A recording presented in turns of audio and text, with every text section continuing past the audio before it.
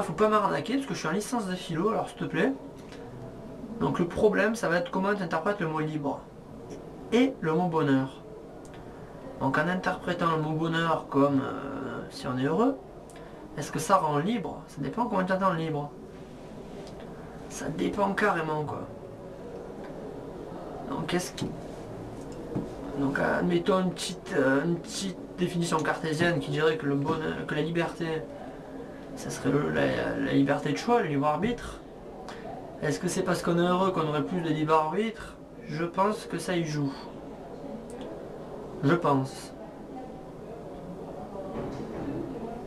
C'est vrai que quand on est opprimé, on est forcément malheureux et forcément on est moins libre. Mais quand on est heureux, donc on a du bonheur, on a forcément une plus grande marge de manœuvre. Donc plus libre avec un plus grand libre arbitre. Maintenant. Le bonheur, c'est une notion pour intellectuel en fait, si vous me permettez. Donc, on résume. L'homme est infiniment libre avant, mais il n'est heureux que quand il n'est pas malheureux.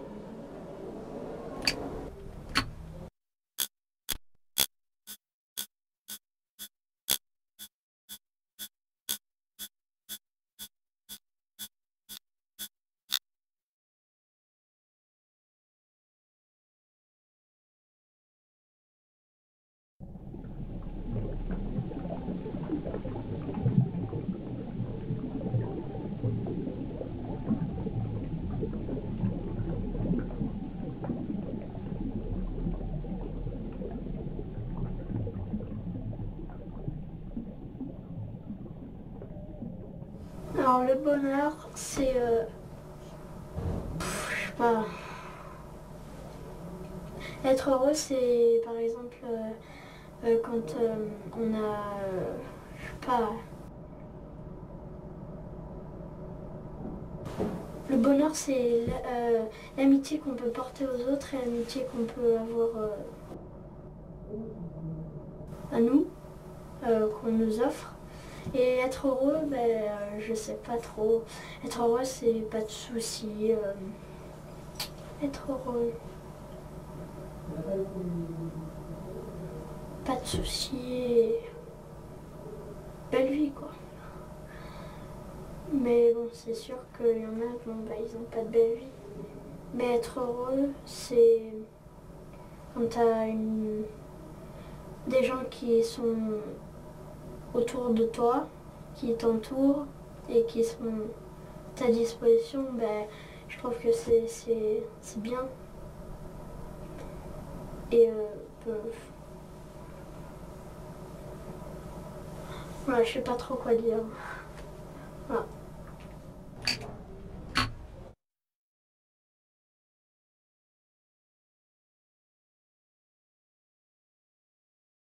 Parce que c'est ce qui devrait recouvrir toute une vie.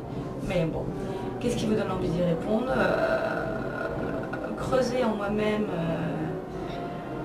la question du bonheur, mais en même temps, à mon avis, je vais trouver aucune réponse. On va voir.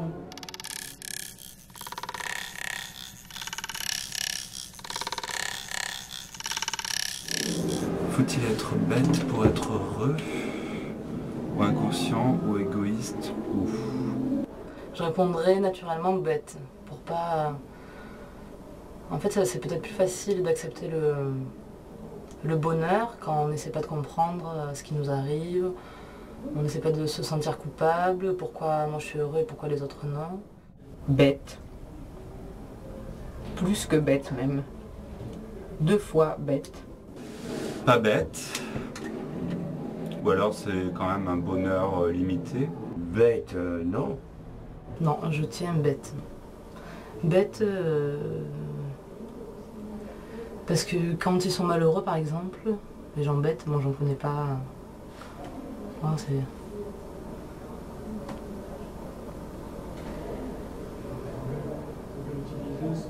Alors peut-être que c'est mieux si on est inconscient pour être heureux. Inconscient, je crois pas non plus. Égoïste...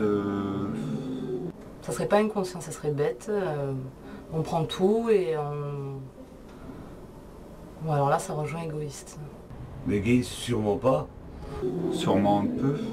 Bête, non, c'est... Pour être heureux, à mon avis, il faut comprendre ce qui nous arrive. Et arriver à réaliser qu'on est plus heureux maintenant que hier.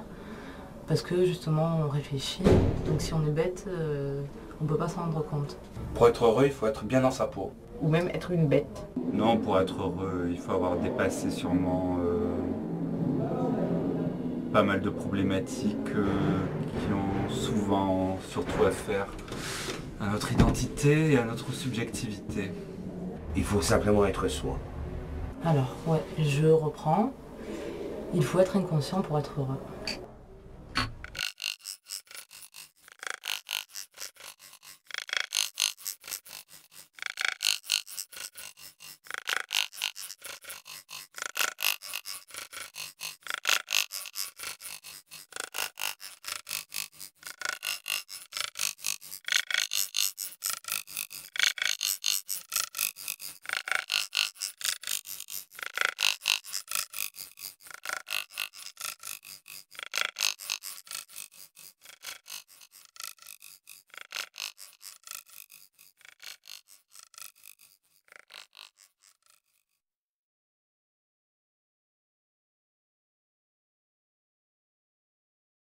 Qu'est-ce qui se passe dans mon corps? Eh ben, je me sens bien, je me sens libéré de certaines pressions.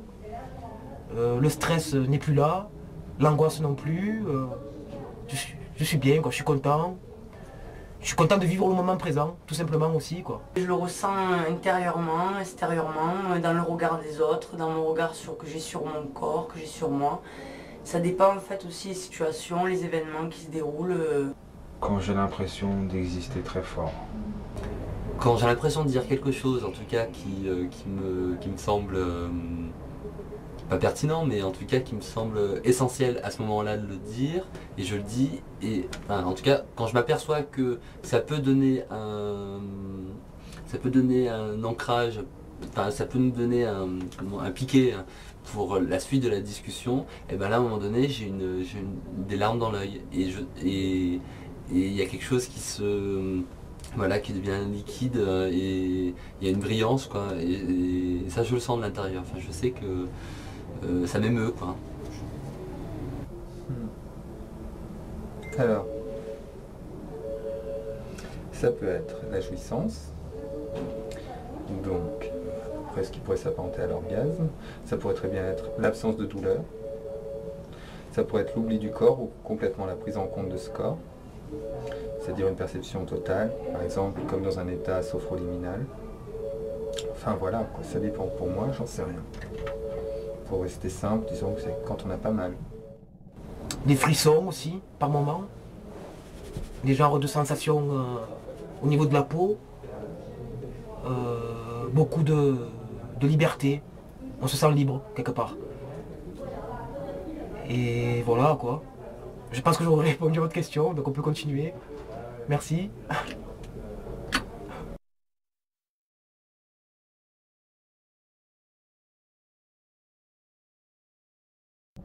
Je pense que mon voisin ne se préoccupe pas de mon bonheur. Je sais même pas s'il se pose la question. Alors mon voisin, il sait que je ressens le bonheur quand je mets la musique à fond, quand je fais plein de bordel, quand j'éclate de rire chez moi et que les murs ils sont super fins et qu'il y a tout le monde qui m'entend rigoler. J'en sais rien. Je m'en fous un peu, et je pense que s'il a que ça à foutre, lui il doit pas l'avoir le bonheur. Quand j'ai la sensation d'être dans le bonheur, qu'est-ce qui peut arriver qui me gâcherait le bonheur? Qui la machine à questionner le bonheur tombe en panne pour toujours, je pourrais jamais faire une autre fois les questionnaires, je sais pas, c'est question de moment. C'est la question, je ne comprends rien. Rien. Que c'était une illusion, que je me sois trompée, ou que j'ai modifié le bonheur dans ma tête alors que c'était pas un vrai. Le temps qui ne s'arrête jamais. Quand je sens que les gens autour de moi ne sont pas épanouis, qu'il y a des choses malsaines, ça peut m'empêcher d'être dans le bonheur. Surtout quand je sens flotter les choses autour de moi, mais qui ne sont pas dites. Qu'est-ce qui pourrait gâcher ce bonheur? Il y a tout qui peut gâcher le bonheur, c'est la vie qui gâche le bonheur, quoi. Bonheur, malheur, bonheur, malheur.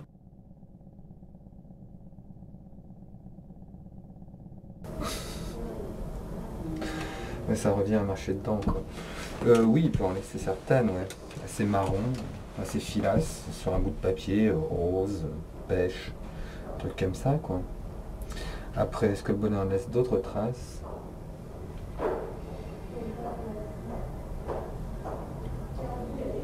Théoriquement, non. Si, oui, le souvenir. Et le manque. Par exemple, des traces de sperme sur un drap, ça peut être des traces de bonheur, hein, on peut le concevoir comme cela.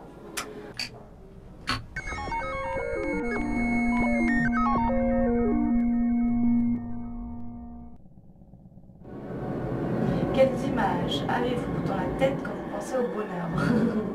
C'est très banal, mais la première image qui me vient, c'est quand j'ai accouché de ma fille et quand je l'avais sur moi. Je vois un tout petit enfant qui est en train de rire avec sa mère au soleil. Mais c'est un bonheur très primaire. Je vois un petit chat plein de poils qui est en train de se frotter. Je me vois moi en train de caresser le petit chat. Mais des images de paysages. Un paysage. Où les paysages sont magnifiques sans être détruits par la connerie humaine. Une île paradisiaque avec du soleil. Le soleil. Regarde le soleil. Repas de famille, repas du dimanche, mariage, anniversaire. Une prairie. Une prairie verte. C'est les rêves aussi qu'on a comme image. C'est les rêves qu'on a. Ouais, j'ai fait un beau rêve. Plus de discrimination. Je vois un petit chat et une petite souris en train de bouffer un steak tous les deux avec la serviette autour du cou et en train de se marrer en bus.